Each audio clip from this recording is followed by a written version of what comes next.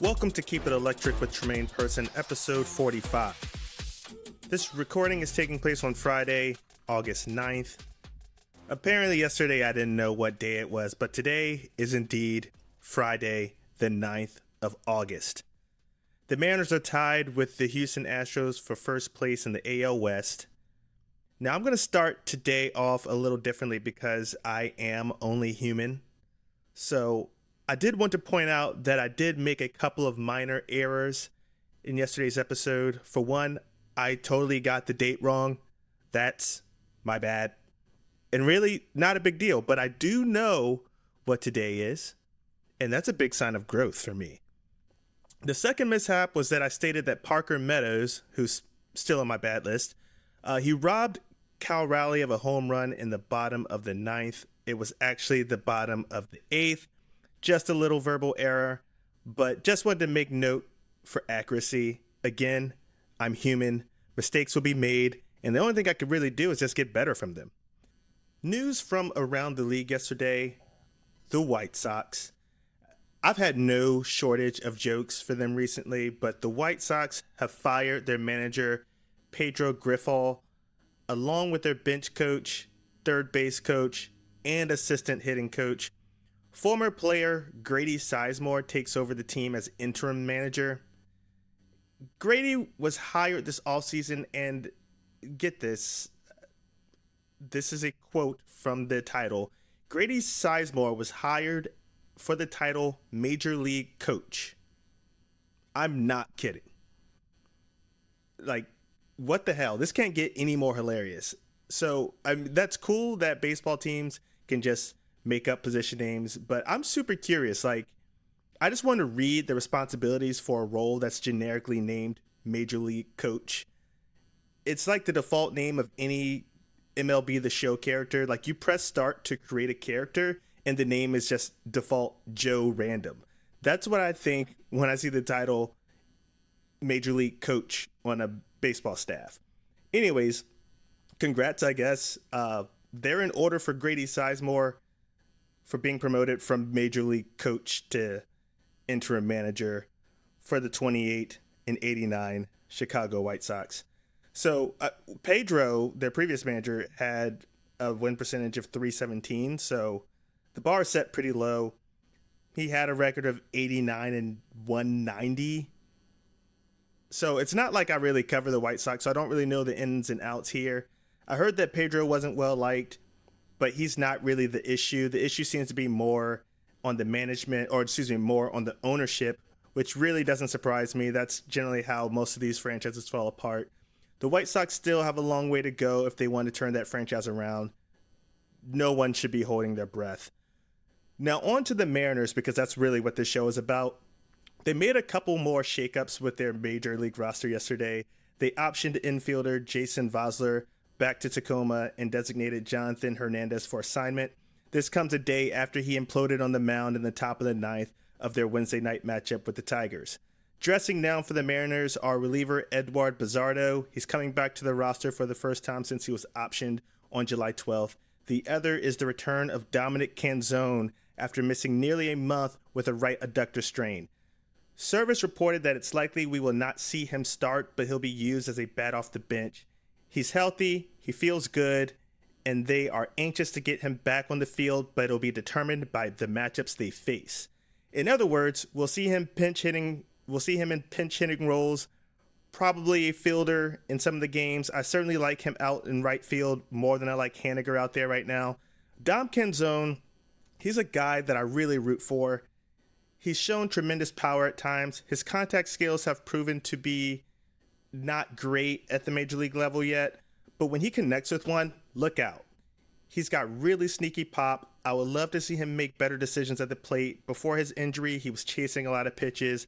I think some of his at-bats, he looked very lost at the plate, and I can probably attest to that being a reason why we were already seeing less of him before his injury. During his rehab stint with Tacoma, he was on fire, 9 for 24, 3 home runs, 6 ribbies, and 3 strikeouts in 6 games. So he can definitely hit AAA ball. That's not a question. Let's just see how he fares now that he's back in full health. We'll talk about last night's game after a brief break.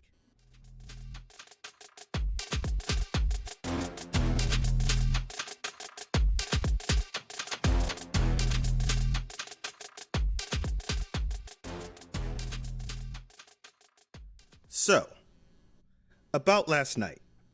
Cutting right to the chase, the Mariners won this game in dramatic fashion. They were dominated pretty much the entire game by the Tigers bullpen. Kenta Maeda actually did not draw the start. They went with an opening starter, a reliever, Brennan Hanafy, who pitched the first 2 innings before they moved on to Brian Sammons, who pitched another 4 innings. The Mariners couldn't break through until a solo shot from Luke Raley in the bottom of the 6th. On the other end here, Brian Wu had another quality start, pitched 6 2/3, gave up 3 earned runs, scattered 5 hits, and struck out 7 with a walk. Again, our starting pitching keeping us in the game. That's not really a surprise at this point. I'm watching this game and honestly, I'm really just feeling no emotion because I felt like I've seen this story a few times, and I'm not trying to say that I confidently knew the Mariners were going to win this one, but given the situation, I thought to myself, no way Detroit is about to waltz in here and sweep us. No way.